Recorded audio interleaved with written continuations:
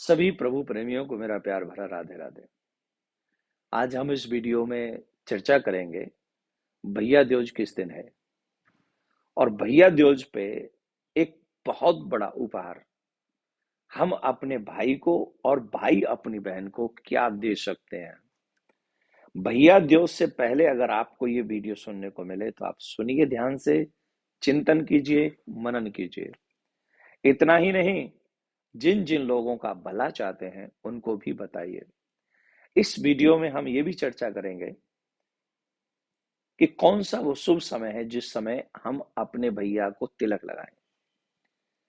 जिस समय आप तिलक लगाएंगे, जिस शुभ मुहूर्त में आप तिलक लगाएंगे, उस समय आप अपने भैया के लिए, यश की प्राप्ति के लिए, धन की प्राप्ति के लिए, सम्मान की प्राप्ति के लिए, समाज में प्रतिष्ठा प्राप्त करने के लिए आप भगवान से प्रार्थना कर सकते हैं। और आपकी की हुई प्रार्थना कभी निष्फल नहीं जाती। जैसे खेती में बोया हुआ बीज कभी निष्फल नहीं जाता। वो बीज आपने चाहे उल्टा बोया है, सीधा बोया है, इट डजंट मैटर। अगर वो जमीन में गया है बीज तो आएगा ही निकल के। वैसे ही प्रार्थना कभी निष्फल नहीं होती। हमारे भारतवर्ष की जो संस्कृति है, जो कल्चर है, इसमें बहन भाई के लिए बहुत प्रार्थना करती है, बहुत ज्यादा। चाहे वो रक्षाबंधन का त्योहार हो, चाहे वो भैया दूज का त्योहार हो। अभी भैया दूज के विषय में चर्चा कर रहे हैं। तो बहन बहुत प्रार्थना करती है अपने भाई के लिए और भाई भी प्रार्थना करते हैं। और हमारे यहाँ तो जानते हैं आप लोग सभी के, भाई अपनी बहन की रक्षा के वचन देता है रक्षाबंधन पर। और क्या नहीं कर सकता वो अपनी बहन के लिए, अपना सर्वस्व लुटा देता है अपनी बहन के मान सम्मान के लिए। तो इन्हीं सब विषयों पर हम चर्चा करेंगे। और भैया दूज का क्या मुहूर्त होगा, जिस मुहूर्त में आप तिलक करेंगे, भगवान से प्रार्थना करेंगे, वो आपके भाई के लिए शुभ होगा। आपके भाई के लिए जो शुभ हो, वही मुहूर्त में अगर आप तिलक करती हैं और भैया दूज मनाती हैं तो बड़ा मंगलकारी आपके भाई के लिए होगा।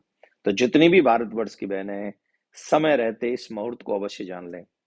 दूसरा, अगर भाई बहन एक और प्रयास करें तो मैं ये मान सकता हूं कि आप दोनों ही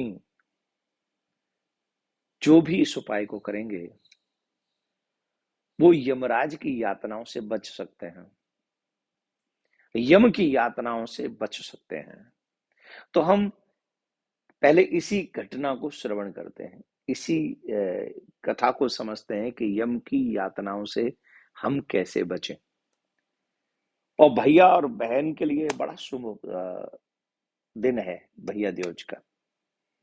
भैया दूज को मैं आपको बता दूं कि इस बार वैसे होना तो चाहिए था, दीपावली पहले दिन हो जाती है, फिर दूसरे दिन गोवर्धन, तीसरे दिन भैया दूज, ऐसे ही क्रम है।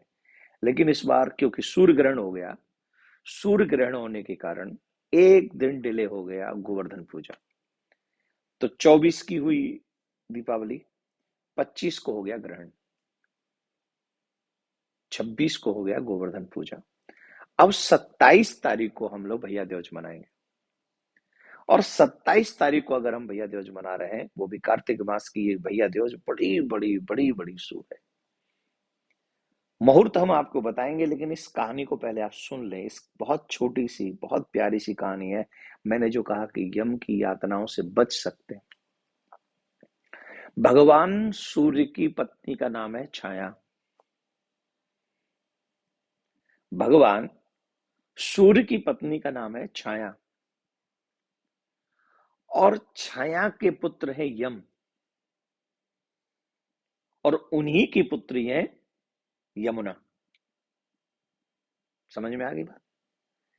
सूर्य भगवान के पुत्र है यम और पुत्री है यमुना, जो कि छाया से उत्पन्न हुए। अब सूर्य भगवान के पुत्र और पुत्री यम और यमुना, यमराज अपनी बहन से बहुत प्रेम करते, जैसे आप भी करते हैं। आप लोग कितनी तैयारी करते हैं, बहन आ रही होगी, बहन आ रही होगी। हमारी बहन, बड़ी बहन को हम लोग माँ का दर्जा देते हैं, छोटी बहन को हम लोग बेटी की तरह प्यार करते हैं। तो जब बहन आप कितना प्रेम करते हैं ना, समझ रहे हैं। और यमराज तो स्वयं यमराज तो बहुत ही गुणवान है, उनके विषय में तो हम कहें क्या, हमारी वाणी क्या, बड़े बड़े विद्वानों की वाणी मूक हो जाती है उनके विषय में, उनके गुण बखान करने में।